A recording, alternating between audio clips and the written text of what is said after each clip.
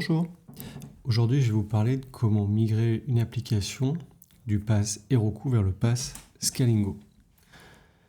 Alors j'avais pas forcément d'application sur Heroku que je pouvais déplacer vers Scalingo, mais j'ai trouvé une très bonne pull request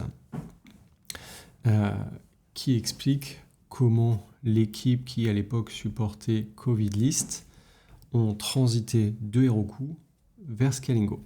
Je la mettrai en description de la vidéo. Du coup, qu'est-ce qu'ils font? Ils expliquent là-dedans comment bouger de Heroku vers Scalingo et moi je vous propose qu'on y aille pas à pas.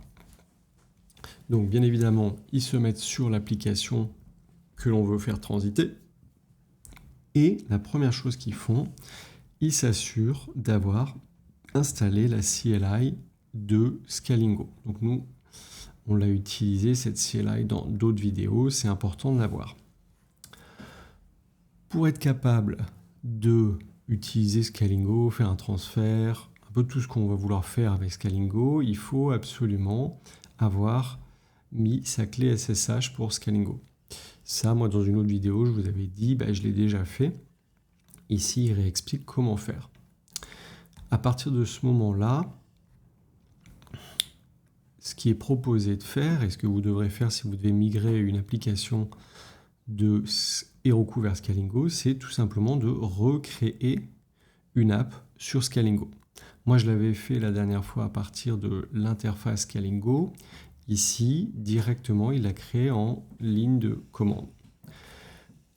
Ils avaient besoin, eux, d'un add-on PostgreSQL et Redis, donc ils l'ont ajouté ici. Moi, encore une fois, ça, la dernière fois, je l'avais fait au travers de l'interface graphique de Scalingo. Quand ensuite on teste les remotes, on s'aperçoit qu'on a bien ajouté à ce moment-là un nouveau remote de COVIDList pour ce projet sur lequel on se trouve. Dans une autre vidéo, je vous ai montré comment mettre en place les variables d'environnement.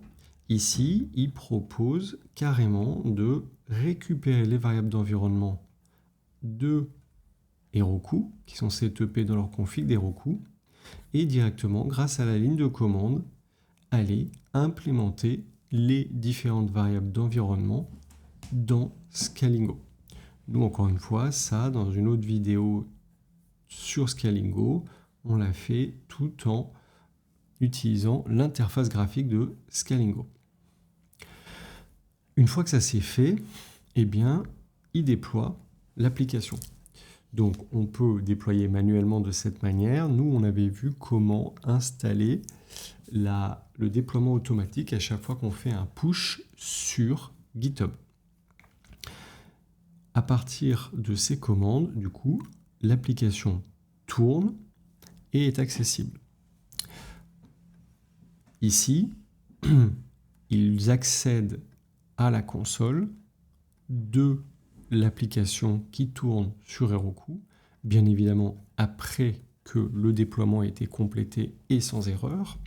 Et la première chose qu'ils font, c'est vérifier combien il y a d'utilisateurs. Alors évidemment, comme eux, ils n'ont pas encore les données de l'application qui sont sur Heroku, pour le moment, ils ont 0 utilisateur. À partir de cette étape, il y a donc une application qui est en ligne et qui tourne. Il manque la migration des données.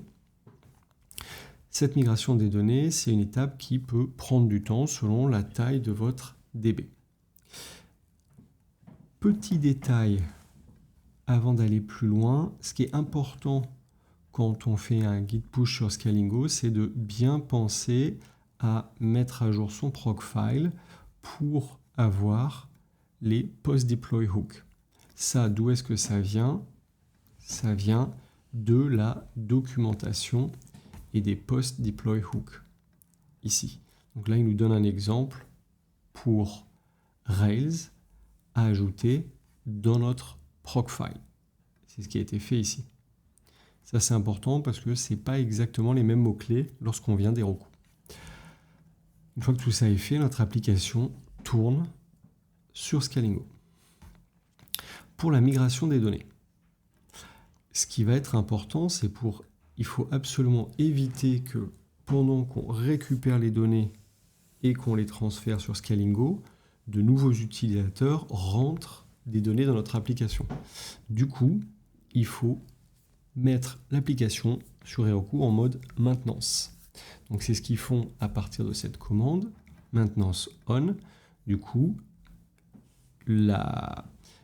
l'application montre une page de maintenance temporaire tant que ça c'est sur on. Une fois que cela est fait, qu'est-ce qu'on fait ou qu'est-ce qu'eux ils font? Eh bien, ils font un dump de la base de données de production de Heroku. Qu'est-ce que ça veut dire? Ça veut dire qu'ils vont télécharger en local d'un node la base de données de production qui se trouve sur Heroku. Ensuite, pour être capable de la pousser sur Scalingo, eh bien, il faut ouvrir ce qu'ils appellent un DB tunnel. Ici, c'est ce qu'on voit ici, dans la documentation de Scalingo. Donc, qu'est-ce qui se passe? Par défaut, les DB de Scalingo ne sont pas directement disponibles, atteignables sur Internet. Donc, il faut mettre en place un tunnel pour se connecter. Scalingo, l'app sur laquelle on veut se connecter, DB tunnel, et ensuite l'URL. Alors, si on n'a qu'une app, pas besoin de ça. Eux, j'imagine que c'est le cas. Sur Scalingo, ils n'avaient qu'une app. Donc, Scalingo, DB, Scalingo, PostgreSQL. Ça, ensuite, ils vont le setuper à ce niveau-là. Donc, ils vont donner l'information de où se trouve la DB. Et toutes ces informations qu'on a ici, en fait, on les retrouve dans la documentation que l'on trouve ici. Donc, pas à pas, là, tout nous est expliqué. You can access your database ici. Pouf, pouf, pouf. Scalingo PostgreSQL, etc., etc. Donc là, en fait, ce qu'il recrée ici, c'est ce qu'il y a dans la documentation.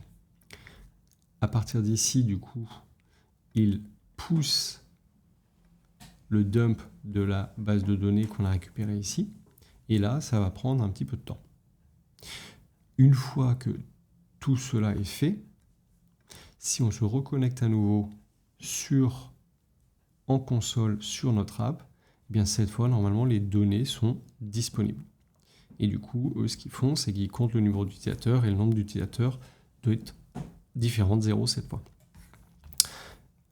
Dernière chose importante, parce que c'est des données de production, ne pas oublier de supprimer la base de données qu'on a récupérée en local à ce moment-là. Hop, ici. Donc il faut la supprimer. Dernière chose à faire, c'est la migration des DNS. Donc ici, pareil, ça c'est faisable en ligne de commande. On ajoute le domaine, pour eux c'était covidlist.com, et on attend la propagation. Normalement, ça se fait bien. Si ça se fait mal, il y a toujours une possibilité de rollback.